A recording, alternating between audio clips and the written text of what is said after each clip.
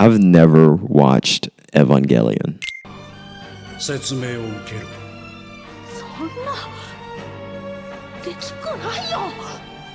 こんなの乗れるわけないよ。乗るなら早くしろ。出なければ帰れ。 See, I know that's a weird start, but I feel like I needed to get this confession out. Anyway, welcome to my corner of the internet. Please like, comment, and subscribe. That would be much appreciated. We got goals around here. We hit one of them, and it's time to go for another one. It's time to get that 1,000 before like the new year is ended. Regardless of that, this is a very happy day. My birthday's today, so wish me happy birthday. If not, I don't know what to tell you. With all that being said, I've never watched Evangelion. And that's a weird confession to give off because most people, everyone's mom knows what Evangelion is. It's constantly referenced. It's a story that most people secretly don't tell you about because they don't want to spoil the symbolism, the storytelling, and all the aspects of this great anime. And it is a great anime, but I also know it's a very contentious anime.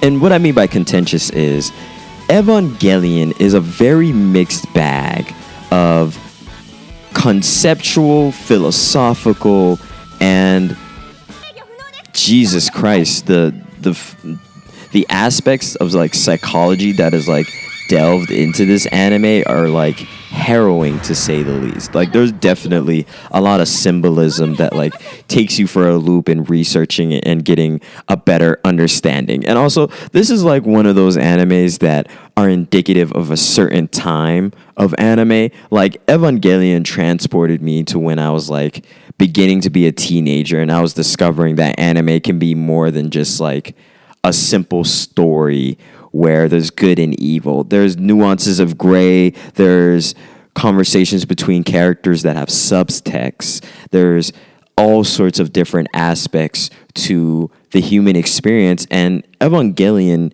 hints at all of this and explores a lot of these aspects, either through its unique filmmaking, the different shots taken to express a story, the emotional keys that are hit throughout each episode. And oh my god, let's not even talk about the character writing if I haven't mentioned that already.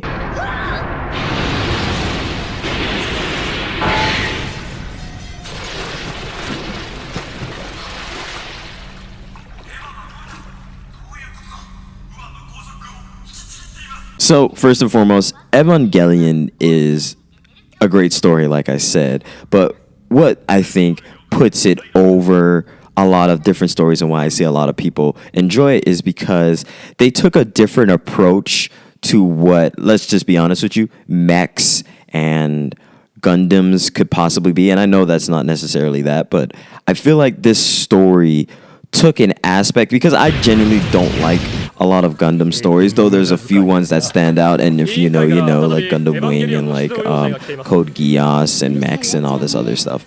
And I know those don't all fit under the same umbrella, but they all stand for me because they all use giant robots to fight out their issues.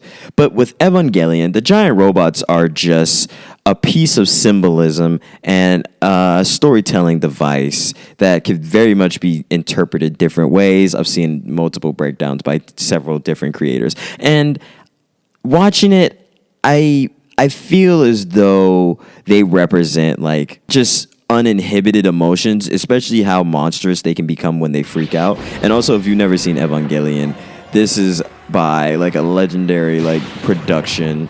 This is a great studio who's done this. Our main character is a sniveling, whining teenage boy who is pretty much a coward, but it all makes sense. Like every character within this story, you understand who they are, why they do things, and also how they feel in reactions. These are very real characters, and I think that's what I liked most about Evangelion. I'm definitely going to put the studio up and all this other various information for you, especially if you've never seen Evangelion. I'm going to recommend it to you, but I think one thing I disagree with, what I've seen people talk about, is Evangelion is an anime you should show people to get into anime. I think Evangelion is something you either get into early just by happenstance, or it's one of those animes you venture into way later, like me. I don't think this is an anime you could just recommend to people. I think this is a very artsy, very just very metaphysical anime, I'll tell you that. And the aspects that it shows, the inspirations, I love it genuinely, but it's no Cowboy Bebop. I'll just tell you that. It's not going to resound with everyone. I think a lot of people enjoy it, and I think with more of the content that's come out over the years, which I'm definitely going to watch and make my own reviews about, this anime is good, but it's only good if you're willing to be open to it. And for some people that can mean it's not good at all, but you know. So now back to what I liked about it and what I hated. I won't lie, one thing that was a little jarring about this anime was the mixture of the story and then when we venture into the deep emotions. Sometimes it felt like I was watching a slideshow with like GIFs and like graphics for like emotions, and it was showing better than it told, but sometimes it would mix in and out. And there were some episodes, like I clocked it sometimes, where I watched how much the visuals were shifting and melding and expressing like a lot of emotion and a lot of different like things happening to our main character Shinji or several different characters. And it would sometimes lose me. I'm not going to lie to you. It would sometimes lose me. It felt as though they were kind of padding the episodes. I think Evangelion could have maybe been a little bit shorter. Now, I do like the different ideas of storytelling and the way they use their shots. This anime seems as though they tried different ways of expressing emotions, which was very thoughtful and very endearing, because there were certain visuals that like gave me an understanding of what our characters were going through without it necessarily having to be expressed, which is a very novel idea. It was definitely showing instead of just telling, and I enjoyed that way more than some of the other showcasings of what like emotions could be within the screen. Evangelion is an anime, well, Neon Genesis. I don't know, Evangelion, whatever. This anime is good. It's not gonna like dethrone my top 10, just gonna be honest with you.